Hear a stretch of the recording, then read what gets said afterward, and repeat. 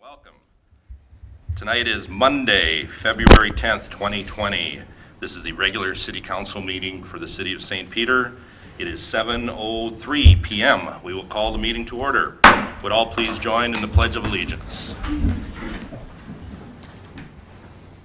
Pledge allegiance to the flag of the United States of America and to the republic for which it stands, one nation, under God, indivisible, with liberty and justice for all.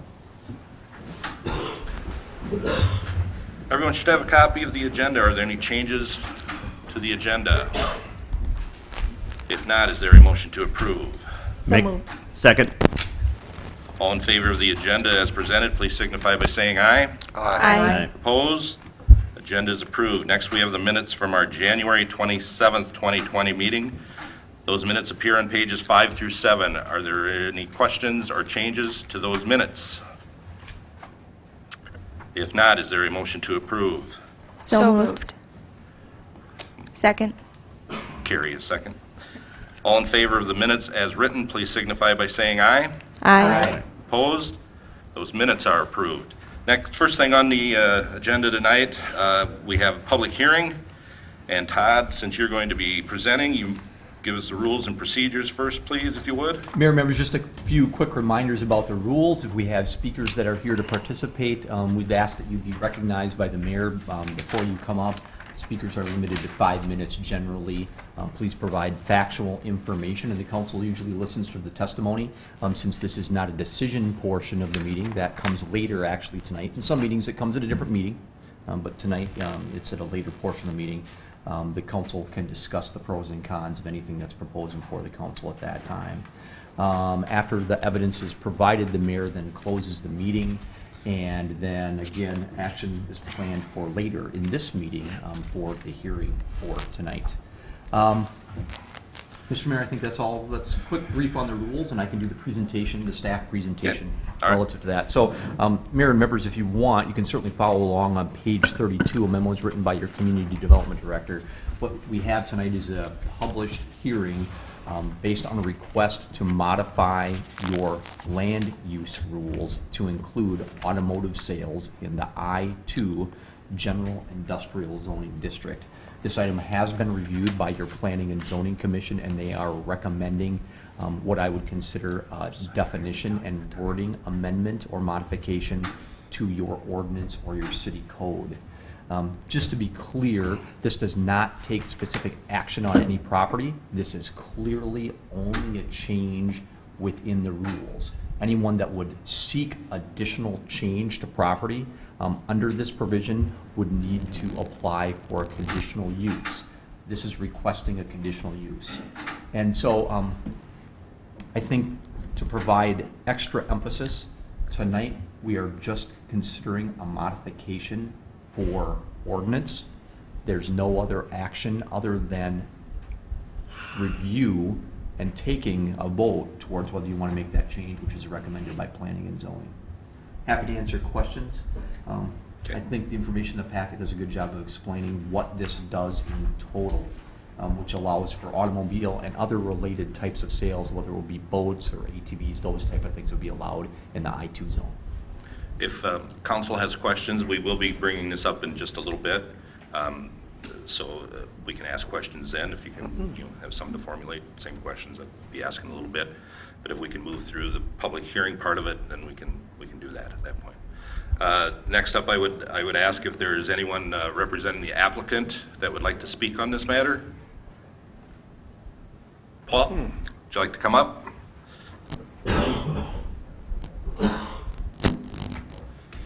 Name and address, please, Paul.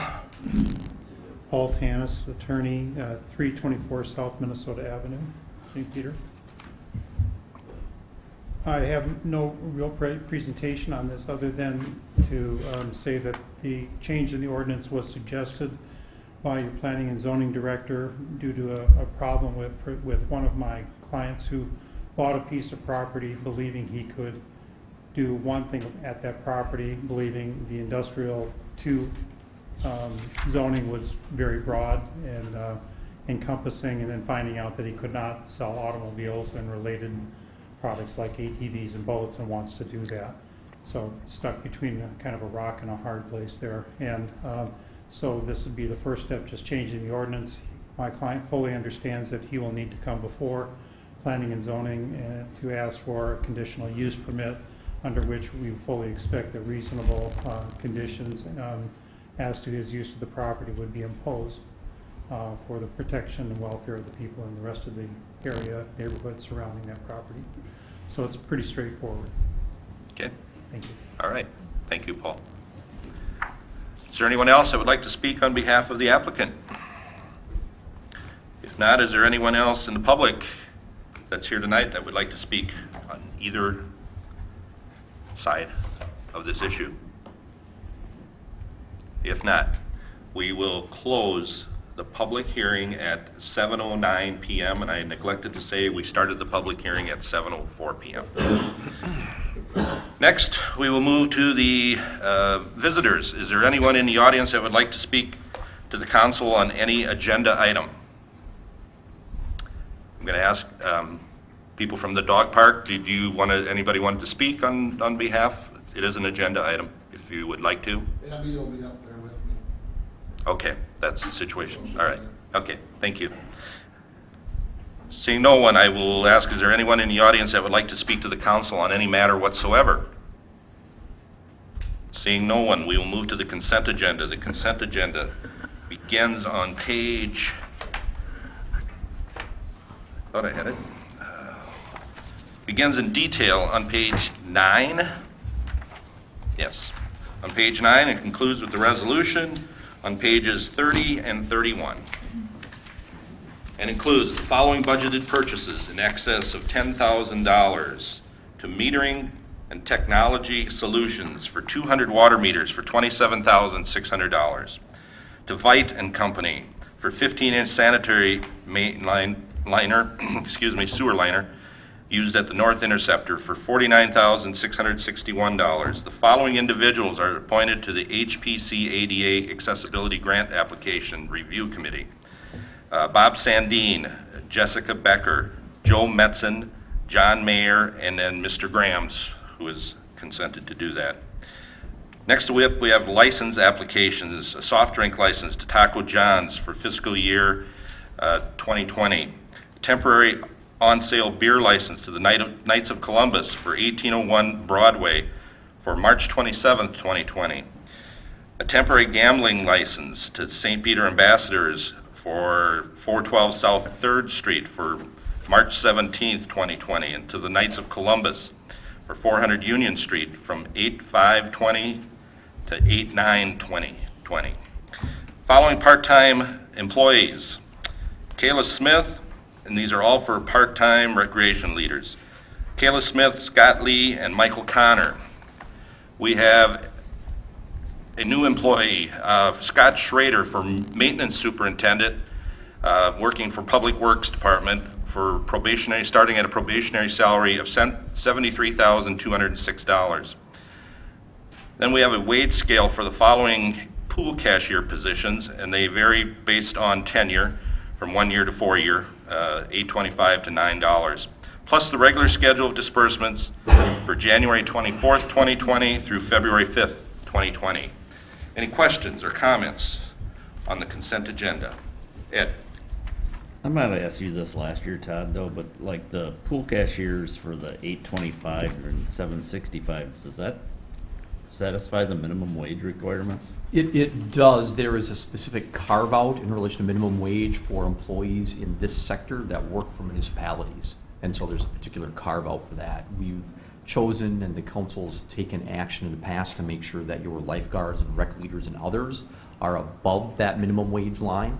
But there's been a decision because they are very, very entry-level positions, usually filled by young people. They have direct supervision through the pool manager and through the pool foreman, or head lifeguards, that this is a wage that works. Our goal here, I think, is to ensure that we're closer in the marketplace for these very, very young entry-level employees. I would defer, your Director of Recreation Leisure Services, Joey Schugel, is here.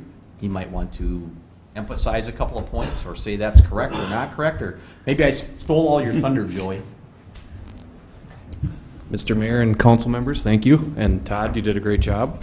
But yeah, so, you know, we're constantly looking at our wage scales across the board, and our pool cashier is, like Todd explained, a very entry-level position that does have supervision at all times around them. Now, although our lowest paid position, we wanted to start to bridge the gap as we're finding it harder to not only find new employees, but also once we do get those employees in, to retain them to get to that year 2, 3, and 4, which takes a lot of time for additional training and staff time to do that.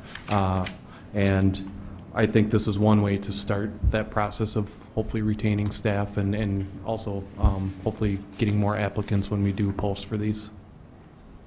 The only reason I ask is I know, like, at where I work, the minimum wage for my employees is a little higher than that, and it's a state deal, not a. There's a specific carve-out for folks that work in recreation areas for municipalities that are carved out of that law. I just wanted to make sure we were sticking with the rules. Yeah. Steve? I'd like to address a couple of questions to Mr. Moulton, if you'd be willing to entertain them. Thanks, Joey. Thanks, Joey. All right, Carrie, did you have a question? Well, I guess I was just going to say, the youth minimum wage, regardless, this meets the youth minimum wage requirement.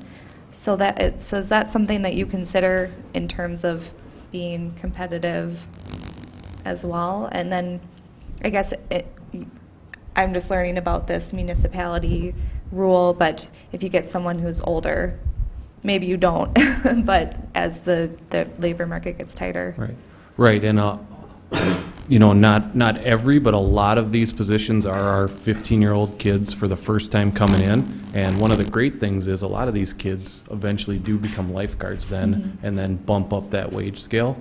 But like I said earlier, we're working really hard to try to be competitive, and we know we can offer a skill set with our positions here on, you know, working with the public, customer service, having a little more responsibility, and hopefully giving those individuals training to further them into some of these positions that are above that minimum wage scale. Thank you. Before we let Joey go, did anybody else have a question for Emily? I do. I noticed, I think it's on page 13, the wages for the recreation leaders. I just had a question about the third one at 1025. It says, you have the note about that he was a seasonal recreation leader during the summer of 2018 and 19, and you're calling it a second-year rate. Wouldn't this be his third year? That's my question. Yep, and that's a great catch there, and the reason for that is in November, our council approved a wage scale for regular positions, taking that kind of seasonal position away. So that individual you're talking about worked for us for 2 different summer seasonal seasons, and I'm kind of now looking at that as great experience, but starting him on our new system, he'd be considered a second year on the second year wage scale. Thank you. Anyone else for Joey? Thank you, Joey. You can sit there if you want, but you know, I don't know how exciting it's going to be for you. Well, Pete does look nice tonight. Every night. Every night. Steve, then we'll go to your question. Pete, I have a couple questions. First of all, on the sanitary liner. Yep. I know that the diameter is 15 inches. What's the thickness of the plastic liner that you're putting in, and what's the life expectancy of that liner? I do not know the exact thickness of what we're putting in there, but I can tell you it's about a 25-year liner. And then I know that you're concerned about infiltration and the treatment process, and I understand that, and I think it's great. But what do you do, or is it an issue with infiltration in drinking water in the pipes that are scattered throughout the city? Right. Most of our, even if we had poor sanitary sewers throughout town, most of our sewer lines are in pretty decent shape. We do have, our main concern is where we get to down by the river, along Front Street, Minnesota Avenue, 3rd Street, where they're basically underwater, the groundwater level has risen to a certain height, and it takes water in. There isn't so much leaking out that we're aware of, but it is always a concern related to how that's accomplished. Most of our community, the groundwater flows from west to east. It's heading towards the Minnesota River.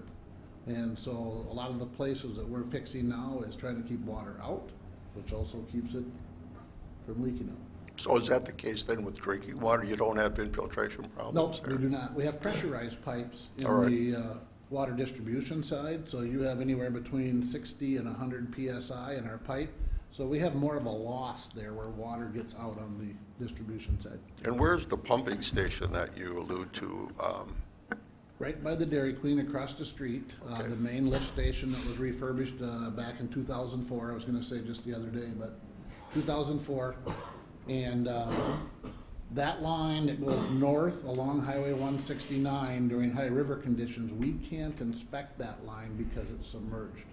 But we can tell where it's coming from because we can see in the manhole at the lift station.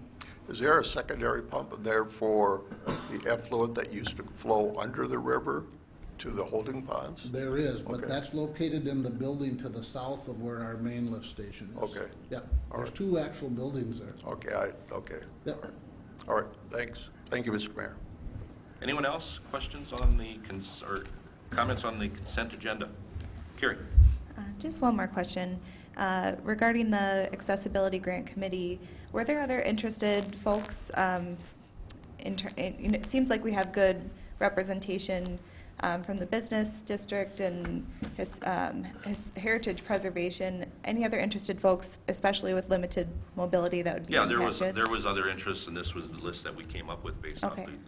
the people that had expressed an interest or names that were given that might be interested. Okay. And the number that was provided for the number of people serving on the committee. Okay. Any other questions, comments?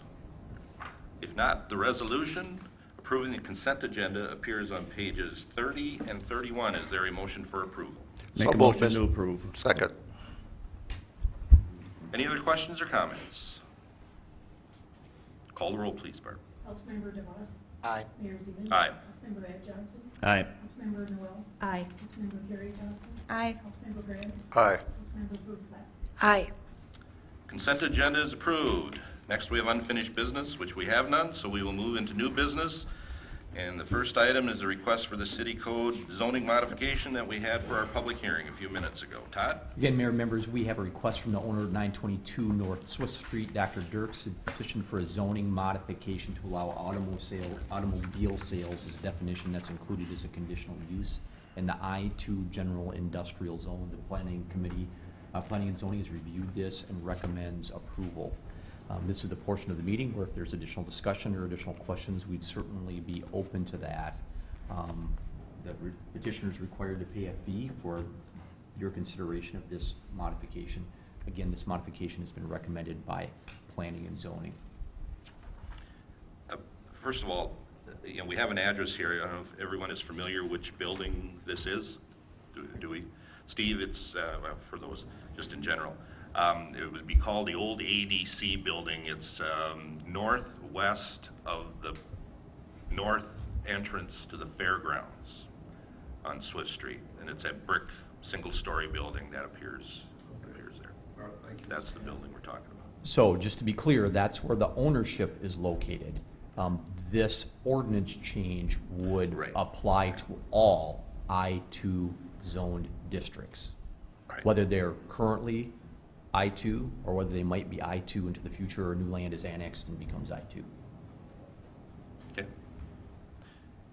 Questions? Emily? And then just to clarify then, any other person or business from I-2 would then have to apply for a conditional use? That's correct. Okay. And this applicant who's asked for the amendment to your ordinance or the modification to your ordinance also has to apply for a conditional use Got it. permit, which has to be reviewed separately through planning and zoning and the process that's established. Okay. Anyone else?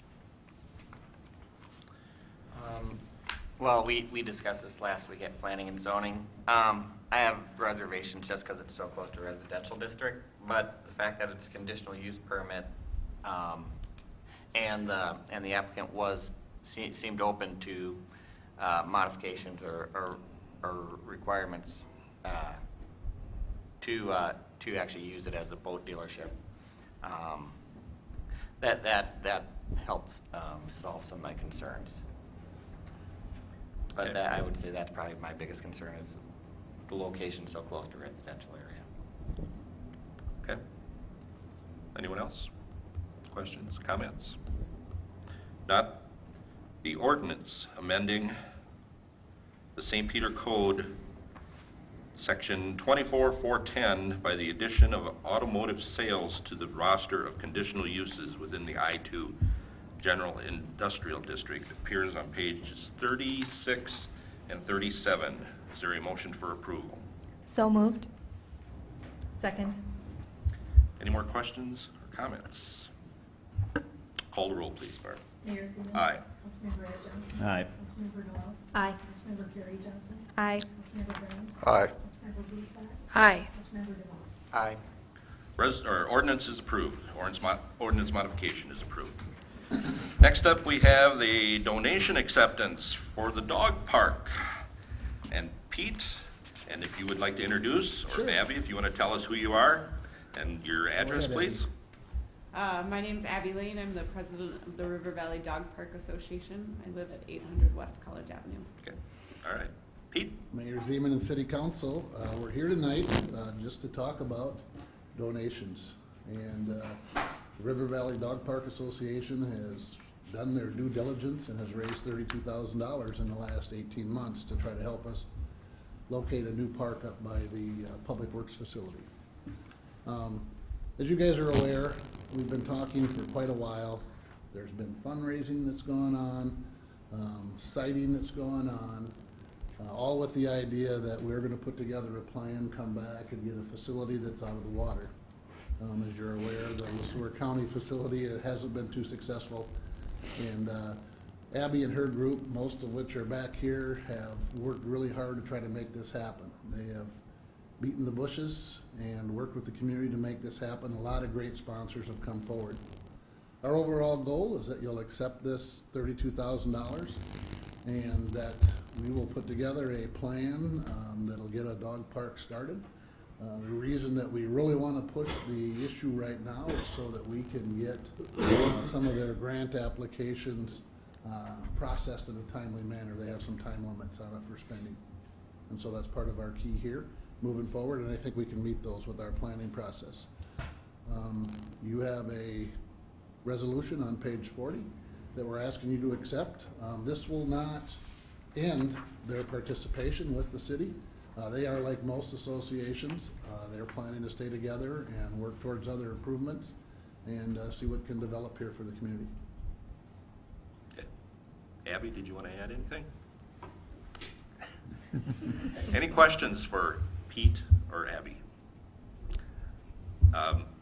Pete, you said you were going to come up with a plan. Yep. Now, I'm assuming that plan must be something in the works in order to come up with this $32,000. Am I? Right. We've actually got several phases that we're looking at, so this will be a phased-in project. The Okay. main thing we want to accomplish is completing phase 1, which is getting a fence up there so people can enjoy the area. And so we're gonna discuss how we can finance a lot of this and get it working, and then also identify other phases that we want to complete improvements on. And once again, maybe you said it, I missed it, where is this located at? This is located at 1125 North Swift Street. So if you go down Swift Street, right before you get to Public Works, it's on the right side of the wastewater plant property, just across the street from the armory and our compost facility. Okay. And a little bit to the south, if somebody taking their dog out, they potentially could go and buy a boat Yes, right down the street from there. Yep. So it's that is Or true. maybe walk around Hallett's Pond. Yeah. That's what we would like to focus on. one of, a lot of options down there. All right. Any questions? Any more questions? If not, the resolution accepting donation from River Valley Dog Park Association and authorizing initiation of construction of an additional dog park appears on page 40. Is there a motion for approval? So moved. Second. Any more questions or comments? Call the roll, please, Barb. Councilmember Ed Johnson. Aye. Councilmember Noel. Aye. Councilmember Terry Johnson. Aye. Councilmember Grant. Aye. Councilmember Brewster. Aye. Councilmember DeVos. Aye. Mayor Zimmerman. Aye. Resolution is approved. Thank you. Thank you for all your hard work. Next up, we have a request for city assistance for the St. Patrick's Day Parade. Todd? Mayor and members, there's information included in your packet on page 41, along with the request on page 42 from the St. Peter Ambassadors and the resolution on page 43. This is for assistance during the St. Patrick's Day Parade and allowing for that parade to take place at about 5 o'clock, and it's to use South 3rd Street, really from a block north of Broadway for the staging area down to Mulberry, so down to the corner near the Redmond and the Food Co-op. We provide for no parking restrictions in that area in the afternoon and help and provide assistance through reserves and others at some of the intersections there. This, of course, would be, the ambassadors are St. Patrick's Day purists, and so they believe about having a parade on St. Patrick's Day on the 17th, not the Saturday before or Saturday after. It is on St. Patrick's Day. They're also required to provide insurance, as is your regular request, for anything that might occur during the event and along the parade route of $1.5 million. And so they provide that certificate of insurance in advance of that event. Again, the information is included in your packet with the resolution on page 43. Questions? Todd, I have one question. This happens, it seems like it happens every year. 4th of July parade, I think, is getting better, but we have a situation where people are throwing candy from moving vehicles. I suppose we can do anything we want, but can we put that in, some way put that into the resolution? You certainly can. That is one of the checkpoints, one of the things that, as we communicate back with the ambassadors, that we try and emphasize, and we did last year and will again this year. Certainly, it's at the pledge of the council if you want it in the resolution.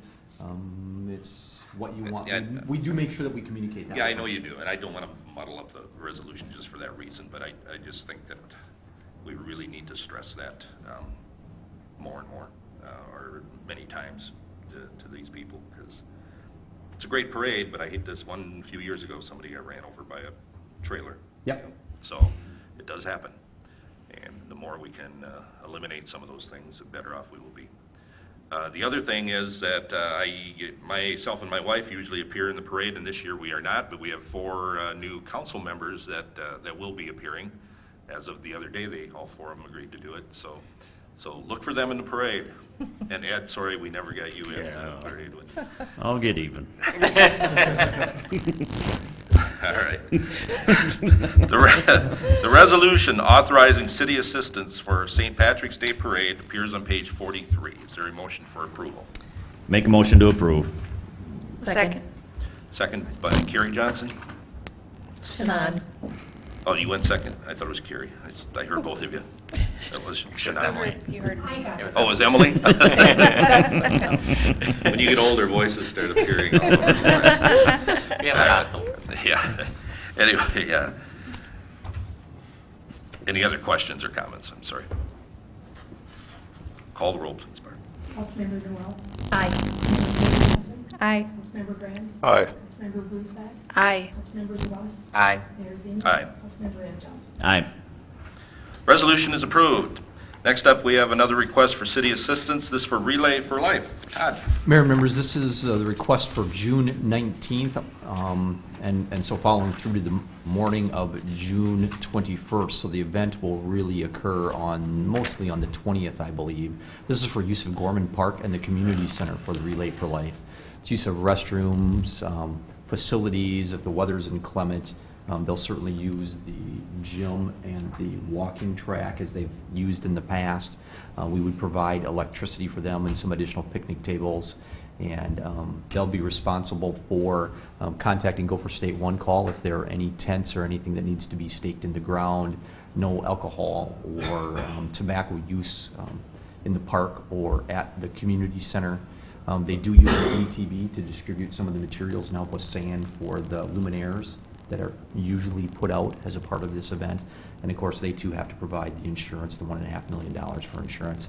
In addition to that, since the since the event lasts way into the morning hours on the next day, they do compensate us for additional staff to maintain the community center facility being open, restrooms, et cetera. The information is included in your packet, as is the request, and the resolution for this is on page 48. Questions? Carrie?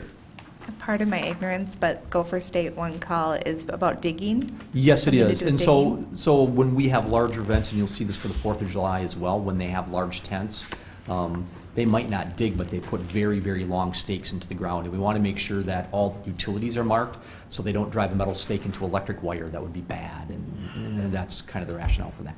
Thank you. Steve? Todd, you know, in reading over your letter, and then your comment that there's no smoking in the park, is that a city ordinance? It is not a city ordinance.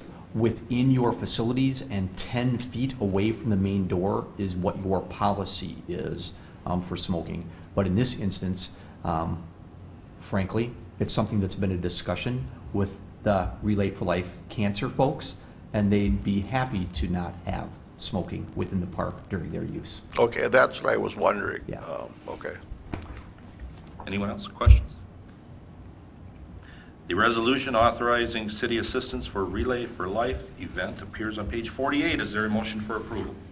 So moved. Second. Any other questions or comments? Call the roll, please, Barb. Councilmember Carrie Johnson. Aye. Councilmember Grant. Aye. Councilmember Bruflat. Aye. Councilmember DeVos. Aye. Mayor Zeman. Aye. Councilmember Ed Johnson. Aye. Councilmember Noel. Aye. Resolution is approved. Next up, we have a building inspector position description. And Dean, if we need you, you can come up. Otherwise, Todd? Yeah, Dean and I are going to tag team a All little right. bit, but the information's included on page 49, and Mayor and members, you had an opportunity to review this at your last workshop. The building inspector, not Dean, but Dave, is retiring in the near future.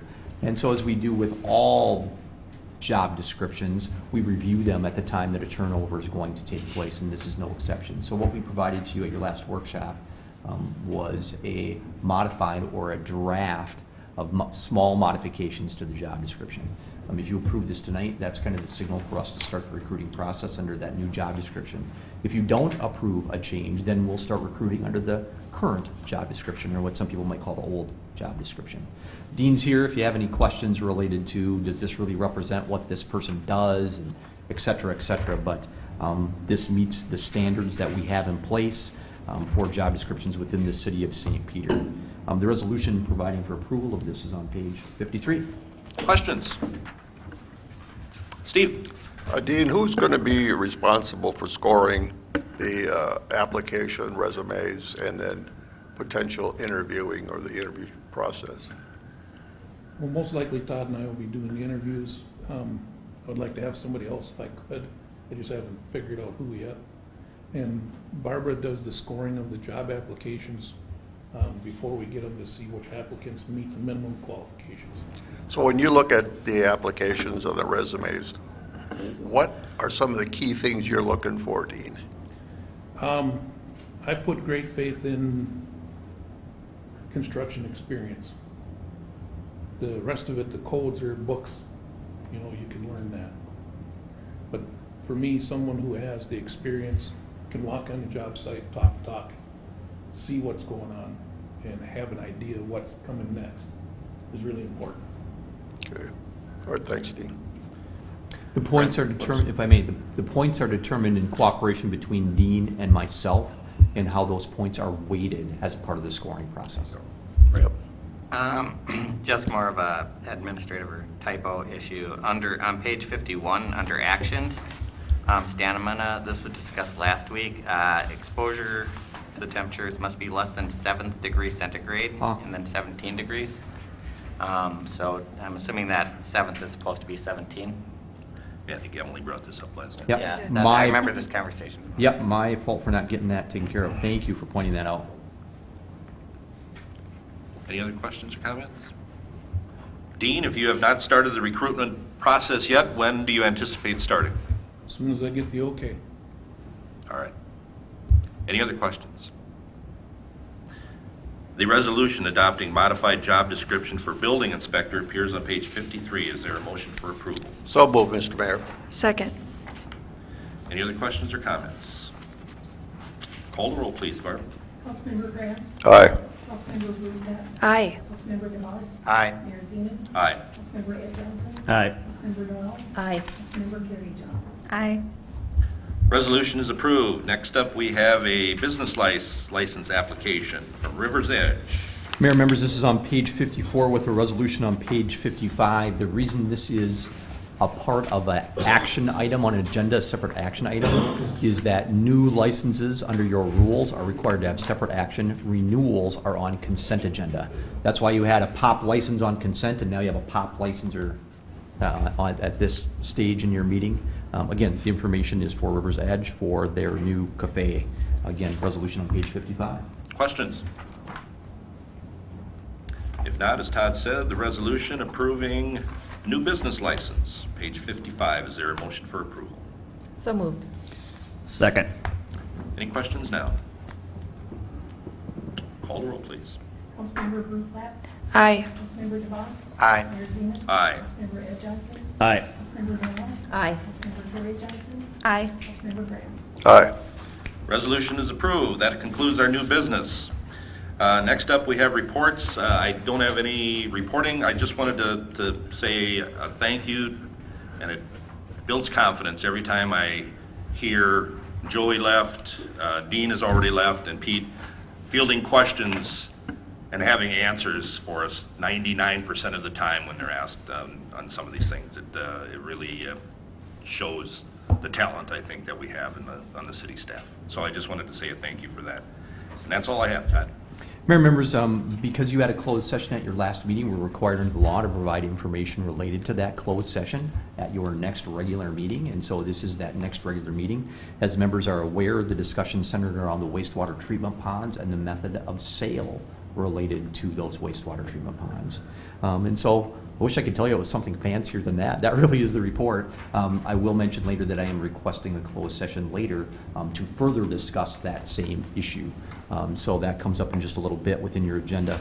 I do have one other item that I want to mention, Mr. Mayor, that we have on the overhead, which is that, as some of you may be aware, next Monday is President's Day, and so you will not have workshop. City offices are closed that day, other than non-emergency, or including non-emergency offices. Emergency offices will be open on those days, or on that day on Monday, but your workshop will be moved to Tuesday, the 18th. So just to make you aware and the community aware that our offices will be closed on the 17th on President's Day, but reopen again on Tuesday, the 18th. Mr. Mayor, that's all I have for you, other than the request calling for a closed session related to the former wastewater treatment ponds. All right. Before we go to that request for resolution for that, does anybody have anything they would like to add or share? I have one thing. I didn't mean to ignore you, Sally. You were included in this group, but you didn't speak tonight, so I wanted to not think that you weren't appreciated. Nobody has anything else? I have one thing, Mr. Mayor. Oh, I'm sorry, Ed.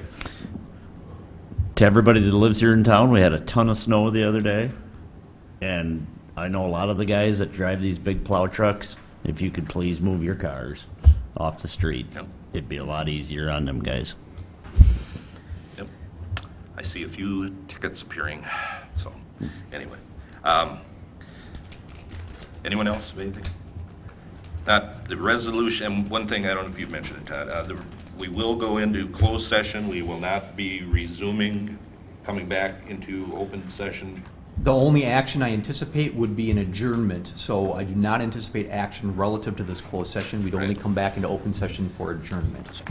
So anyway, the resolution calling for closed session to develop or consider offers or counteroffers for the purchase or sale of real estate, or real or personal property, I should say. Specifically, the sale of the former wastewater treatment ponds appears on page 56. Is there a motion for approval?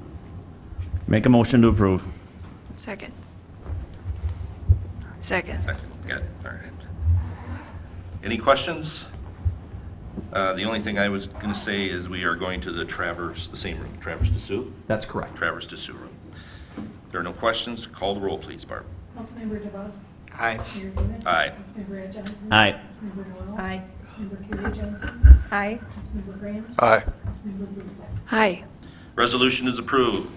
We will now go into recess. It is 7:42 PM on Monday, February 10th, 2020.